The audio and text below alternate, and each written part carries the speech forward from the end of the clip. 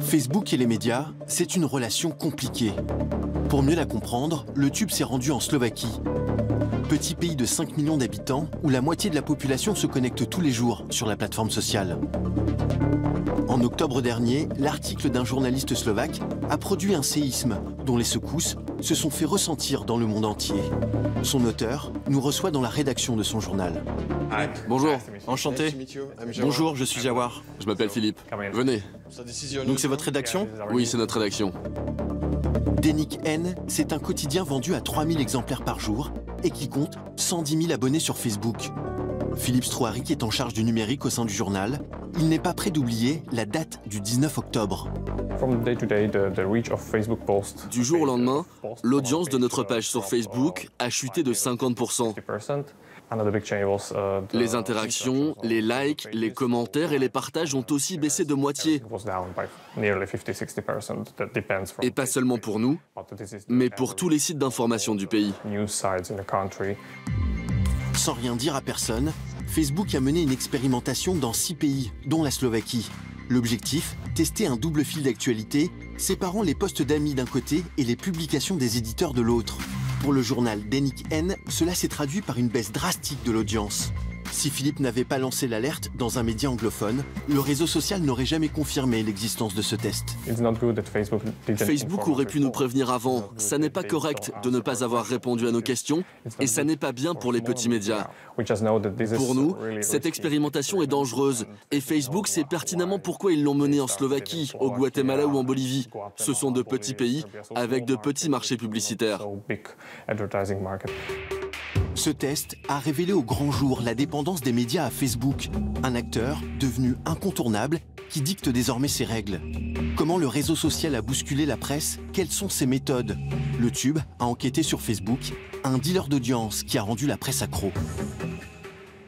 Avec près de 2 milliards d'utilisateurs dans le monde, Facebook est plus qu'un réseau social. C'est un écosystème qui se nourrit de contenu et les médias sont en première ligne.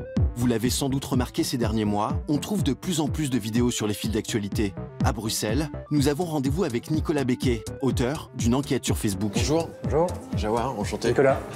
Je vous suis. Ok. Pour lui, cette tendance est tout sauf un hasard. C'est un objectif vraiment très important pour Facebook, la vidéo en général, parce qu'ils se disent que dans quelques années, il y aura 80% des contenus qui seront publiés sur Facebook qui seront de la vidéo. Et donc l'idée pour eux, c'est de se dire, si on montre l'exemple, s'il y a quelques médias qui sont des représentants de commerce et qui font bien leur travail, eh bien on va avoir envie de faire la même chose. Et Facebook va même plus loin. Pour convaincre les médias les plus réticents, la plateforme n'hésite pas à sortir le carnet de chèques. Dans les contrats qui sont passés avec Facebook, il y a une clause qui dit qu'on doit produire un volume de minutes par mois, par semaine, ça dépend des médias, et aussi un nombre de vidéos très précis. Oui. En échange, Facebook donne entre 100 000 et 200 000 euros chaque mois aux médias sur des périodes de 6 mois, renouvelables une fois ou 2 fois. En France, des millions d'euros ont ainsi été distribués à des titres de presse comme Le Monde, Le Parisien ou encore Le Figaro. Bertrand Gier est directeur des médias numériques du groupe. Il nous explique pourquoi les vidéos étaient au cœur de la collaboration avec Facebook. L'objectif commun, c'était de rechercher un moyen de monétiser ces vidéos à travers la publicité sans être en rupture au niveau de l'expérience. L'enjeu pour Facebook, trouver un moyen de rendre rentables ces fameux lives, en glissant de la publicité sans que les utilisateurs ne décrochent. Belle soirée, en tous les cas une première pour Le Figaro, sur lefigaro.fr, sur Facebook Le Figaro aussi. Bonsoir. Pour Le Figaro, le partenariat avec le réseau social aura duré 15 mois. Il s'est terminé fin 2017. Bertrand Gier garde un souvenir plutôt mitigé de cette expérience. À notre sens, on n'est pas allé au bout encore de cette démarche puisqu'on n'a pas réussi à mettre en place ce moyen de monétisation. Donc, de ce point de vue-là, on s'attendait, ou en tout cas on espérait que l'expérience puisse se poursuivre au moins quelques mois. On voit que la relation entre Facebook et les éditeurs, elle est à la fois unilatérale, évidemment, elle est sans doute disproportionnée et elle est profondément inégalitaire parce que nous sommes à la merci des changements de stratégie et des décisions qui sont prises souvent à l'autre bout de la planète. Des rapports inégalitaires, car Facebook a bien conscience d'offrir une cure de jeunesse à des médias en perte de vitesse. C'est le cas de Libération, qui jusqu'en 2013 a refusé de publier ses contenus sur la plateforme. Pour Xavier Grangier, à la tête du service digital, Libé a manqué de lucidité. C'est quelque chose qu'on a payé assez cher pendant pas mal de temps, parce que la reconquête en fait, de Facebook par Libération, ça prend du temps. Parce que justement, vous avez combien d'abonnés sur votre page Aujourd'hui, on a 750 000 followers, comme on dit, sur Facebook, contre 2,1 millions, on va dire, sur Twitter. D'autres médias en France qui ont été plus actifs dès le début de Facebook ont beaucoup plus aujourd'hui de followers sur Facebook. On a un retard, et c'est un retard qu'on veut combler, et Instant Article est aussi un moyen en fait, de combler ce retard. Uniquement disponible sur mobile, Instant Article permet au lecteur de consommer des articles de Libération sans être redirigé vers le site du quotidien. Libé a déjà conquis 2 millions de personnes grâce à cette nouvelle fonctionnalité, mais problème. Ces 2 millions-là, généralement, restent en fait, dans l'écosystème Facebook.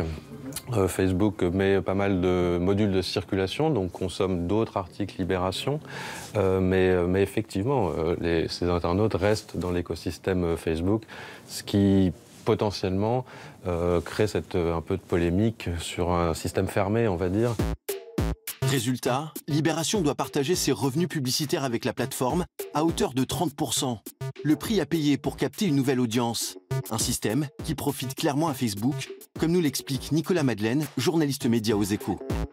On avait une industrie des médias qui était beaucoup plus rentable avant qu'existent les réseaux sociaux. Et là, vous regardez les derniers résultats trimestriels, on voit que tout ce que les éditeurs perdent, Facebook et Google le gagnent dans leurs résultats financiers. Sur sa stratégie vis-à-vis des médias, Facebook préfère en tout cas la discrétion. Contacté, le réseau social n'a pas souhaité répondre à nos questions.